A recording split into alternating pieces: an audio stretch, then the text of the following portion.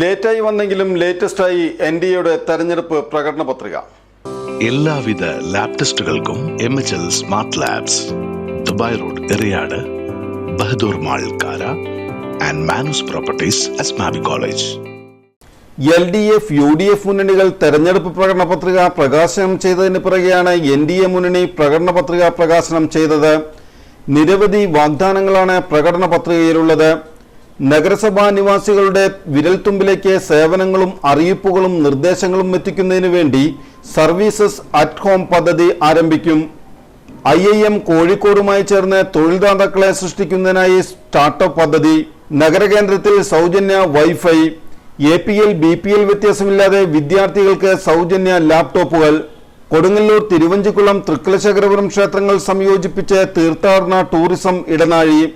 കൊടുങ്ങല്ലൂരിലെ ക്ഷേത്ര സങ്കേതങ്ങളും ചേരമാ മസ്ജിദ്, Azhikode saint Thomas church, ചരിത്ര പ്രാധാന്യമുള്ള വിവിധ പ്രദേശങ്ങൾ കൂട്ടിച്ചേർത്തുകൊണ്ടുള്ള മൂസ്രീസ് ടൂറിസം ഇടനാഴി.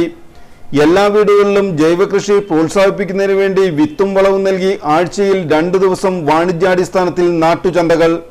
ക്ഷീരകർഷകർക്കായി സഹകരണ സംഘാടിസ്ഥാനത്തിൽ അമൂൽ മോഡൽ പദ്ധതി. പട്ടികജാതി വിഭാഗങ്ങൾക്കായി മംഗല്യനിധി പദ്ധതി. പുല്ലൂറ്റ് വില്ലേജിൽ പട്ടിക വിഭാഗങ്ങൾക്കായി വാങ്ങിയ ഭൂമിക്ക് പകരമായി വാസയോഗ്യമായ കരഭൂമി കണ്ടെത്തി വീടുകൾ നിർമ്മിച്ചു നൽകും.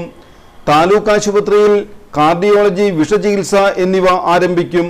OP ടിക്കറ്റ് സൗകര്യം ഓൺലൈനാക്കും.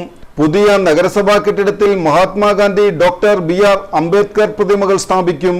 കോടതി സമുച്ചയം നഗരപരിധിയിൽ നിലനിർത്തും. വിവേകാനന്ദ പ്രതിമ സ്ഥാപിച്ച് പഠനകേന്ദ്രം ആരംഭിക്കും തുടങ്ങി നിരവധി വാഗ്ദാനങ്ങളാണ് പ്രകടന പത്രികയിൽ ഉള്ളത്. പ്രകടന പത്രിക കേന്ദ്രമന്ത്രി സുരേഷ് ഗോപി പ്രകാശനം ചെയ്തു. BJP സൗത്ത് ജില്ലാ പ്രസിഡന്റ് AR ശ്രീകുമാർ, ജില്ലാ ട്രഷറർ KR വിദ്യാസാഗർ, മണ്ഡലം പ്രസിഡന്റ് ER ജിതേഷ്, BDJS ജില്ലാ പ്രസിഡന്റ് PK രവീന്ദ്രൻ തുടങ്ങിയവർ പങ്കെടുത്തു.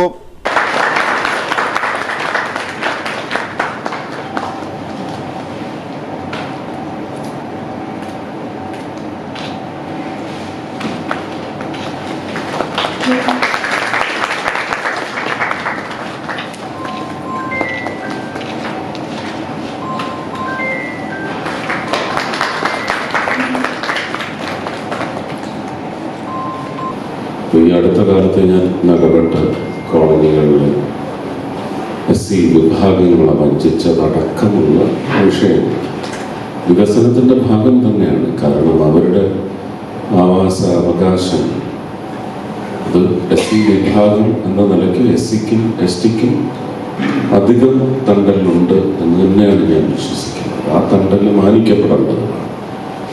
അതിന് ഞാൻ നേരത്തെ സൂചിപ്പിച്ച അഥവാ രാഷ്ട്രീയ വേദനകളുണ്ട്.